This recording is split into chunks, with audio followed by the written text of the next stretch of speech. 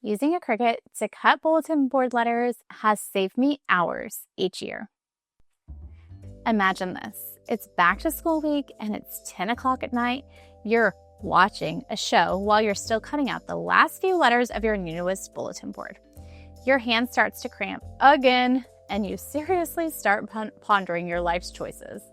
I've been there, spending hours cutting out my beautiful bulletin board letters for the new school year with my hand cramping and scraps slowly piling up, making sure that my letters don't get mixed into the pile. One day it dawned on me, why am I still using scissors when I have a cutting machine? Picture this, your new reality.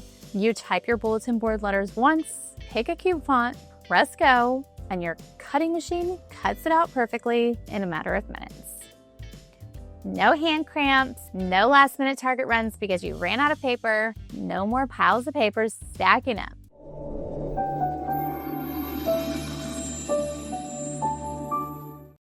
Before we get started, I just want to let you know that today I will be using a Cricut Explore Air to show you how to cut bulletin board letters. And I want to remind you that you don't have to have a cutting machine. You can also borrow one from a friend, a family member, or even sometimes local libraries also have them to use.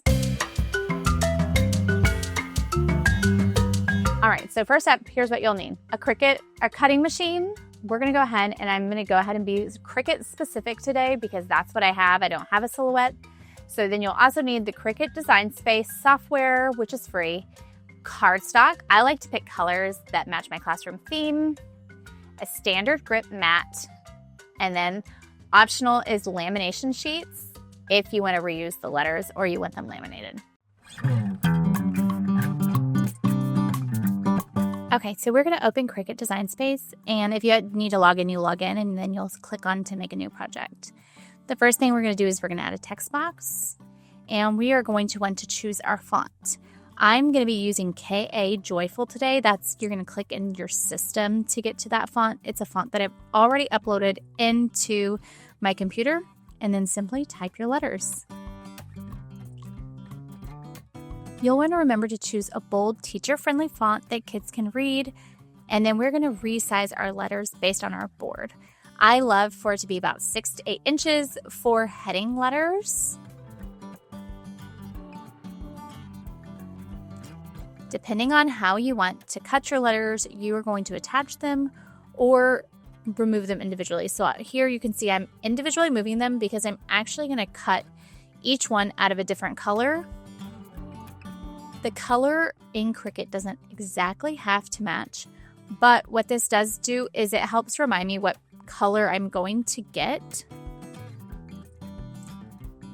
As our material that we're using today, we are going to be using a medium cardstock as our material.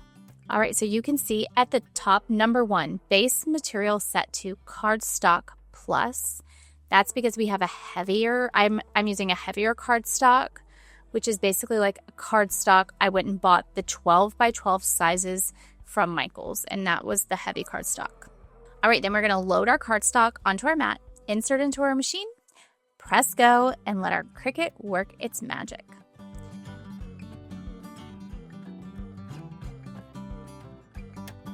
To get your letters off, you'll want to use a spatula or a weeding tool to remove our letters cleanly from the mat.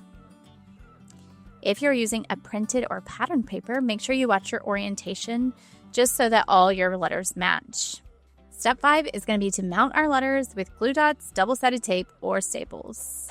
Now you can set up a bulletin board in under 10 minutes without scissors, without the stress, and without staying up past your bedtime. So if you've got a Cricut just sitting in your closet, this is your sign to use it. Your future self and your hands will thank you. And if you're wondering how to design your own bulletin board letters that look like this, you'll want to watch this video right here.